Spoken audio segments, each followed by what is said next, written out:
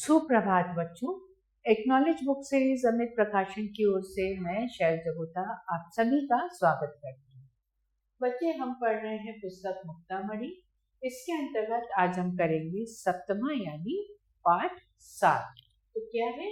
वाचलतायाः परिणाम यानी बोलने का, बहुत ज्यादा बोलने का परिणाम।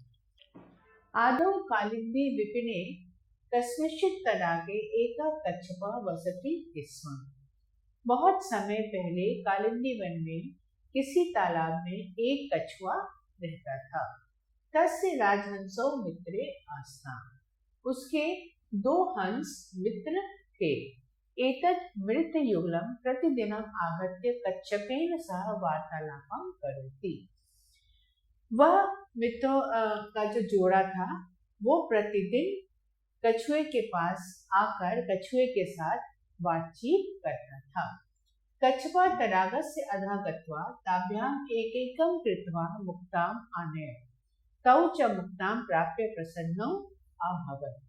कछुआ तालाब के नीचे जाकर उन्हें रोज एक एक मोती लाकर देता था।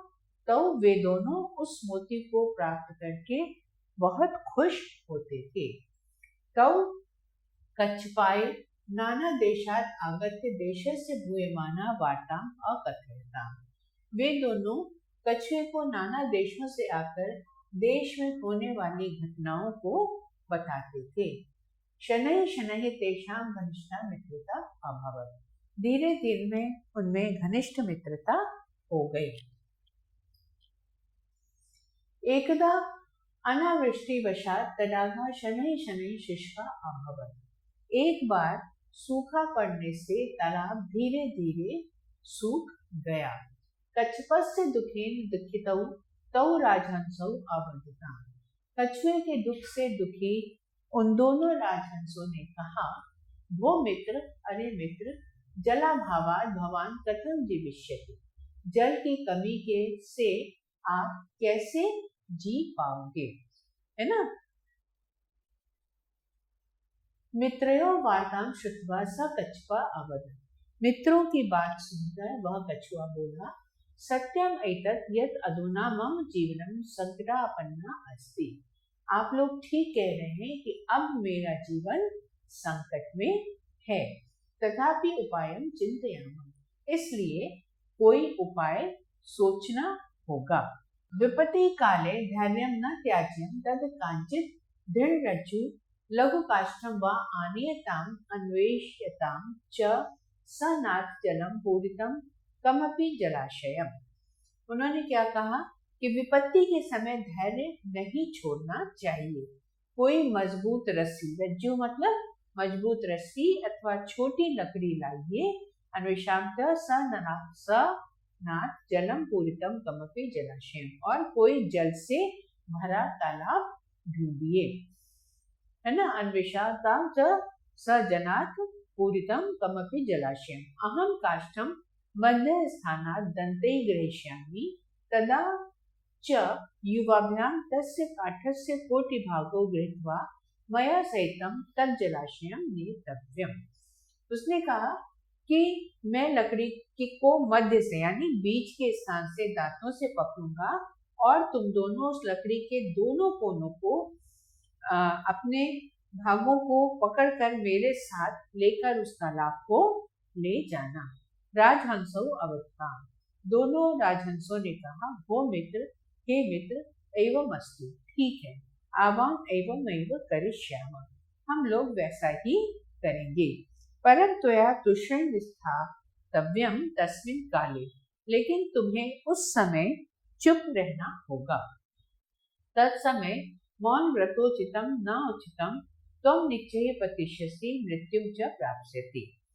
अगर तुम ऐसा नहीं करोगे, किंतु उस समय चुप ही रहना होगा, उस समय मौन रहना ही उचित है।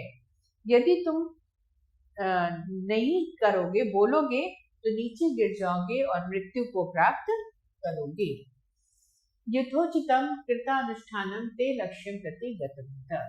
ठीक तरह से वैसा करके वे लोग लक्ष्य की ओर चल दिए। तथानुष्ठिते गच्छता कच्छपेन अधोभागे पुरं दृष्टम्। वैसे जाते हुए कछुए ने नीचे गांव को देखा। तत्र पौराह तत्तम तथा नीयमानम पश्यन् सविस्मयम् आवदन्। वहां ग्रामीण उसे वैसा ले जाते हुए देखते हुए बड़े ही आश्चर्य से बोले, अहो किमपि चक्राकारम पक्षिभ्याम नियते। देखो देखो, कोई पक्षियों द्वारा कुछ गोलाकार सा ले जा रहा है। तेषाम कोलाहलम श्रुत्वा कच्छपा अवदत्। उनका शोर सुनकर कछुआ बोला, वो कथम ऐशा को कोलाहला। अरे यह कैसा शोर है। वक्तुमान। ये कहते ही वह नीचे जमीन पर गिर पड़ा। एव सा भूमौ अपतत मृत्यु च प्राप्त। वह नीचे गिर गया और मृत्यु को प्राप्त हो गया। सत्यम उक्तम, ठीक ही कहा गया है। सुहृदयाम हित कामना यह शृणोति न भाषित, कि मित्रों की कही हुई हितकारी बातों को भी जो नहीं सुनता है, स कूर्म एव दुर्बुद्धि काष्ठात् नष्टो विनश्यति। वह कछुए की तरह बुद्धि भ्रष्ट होकर नष्ट हो जाता है। शब्द अर्थ करें। विपिने जंगल में, तडागे तालाब में, कच्छप कछुआ, मित्र युगलम दो मित्र, आगत्य आकर, एकैकम कृत्वा एक एक करके, मुक्ताम मोती, भूयमाना वार्ताम घटित होने वाली बातें, शनै शनै धीरे धीरे, अनावृष्टि वशात सूखा पड़ने पर, दुखेन दुखितौ दूसरे के दुख से दुखी, जलाभावात पानी की कमी से, मित्रयो वाणी मित्रता से युक्त बात, दृढ़ रज्जु मजबूत रस्सी, अन्वेष्यताम खोजा जाए, सनात जल पूरितम पूरी तरह भरा हुआ जल से, मध्य स्थानात बीच भाग से, वक्तुमान बोलते हुए, सुहृदाम मित्रों की, काष्ठात् भ्रष्ट लकड़ी से गिरा। प्रश्नोत्तर करें बेटा। तडागे कह वसति स्म। तडागे एक कच्छप वसति स्म। कच्छप किमर्थं दुःखिता आसीत्। कच्छप अनावृष्टिवशात् तडागा शनैः शनैः शुष्का अभवत् तथा कच्छप दुःखिता आसीत्, या येन कारणेन कच्छप दुःखिता आसीत्। कच्छप राजहंसाभ्यां किं यच्छति स्म। कच्छप राजहंसाभ्यां एकैकं मुक्तां यच्छति स्म। यस बेटा। पौराः सविस्मयं किम् अवदत्। पौराः सविस्मयम् अवदन्, अहो किमपि चक्राकारं पक्षिभ्यां नीयते। मित्रयोः वार्तां श्रुत्वा कूर्मः किम् अवदत्। मित्रयोः वार्तां श्रुत्वा कूर्मः अवदत्, वो कथम एषा कोलाहलः। रिक्त स्थान पूरे करें। तस्य राजहंसौ मित्रे आस्तां, वो कथम एषा कोलाहलः। एकदा अनावृष्टिवशात् तडागा शनैः शनैः शुष्का अभवत्, तौ च मुक्तं प्राप्य प्रसन्नौ अभवताम्। सही उत्तर पर सही का निशान लगाना है। अध इति पदम संज्ञा सर्वनाम या अव्यय, तो अव्यय। विपिनम इति पदस्य पर्याय वनम। अभवताम् इति क्रियापदम द्विवचनम अस्ति। अब ये संस्कृत में अनुवाद आप स्वतः करेंगे, क्योंकि ये सारे सेंटेंस पाठ के बीच में आए हुए हैं। हिंदी में अनुवाद मैं आपको बताती हूँ। एवं प्रतीयते अधुना मम जीवनम संकटापन्नम अस्ति। ऐसा प्रतीत होता है कि अब मेरा जीवन संकट में है।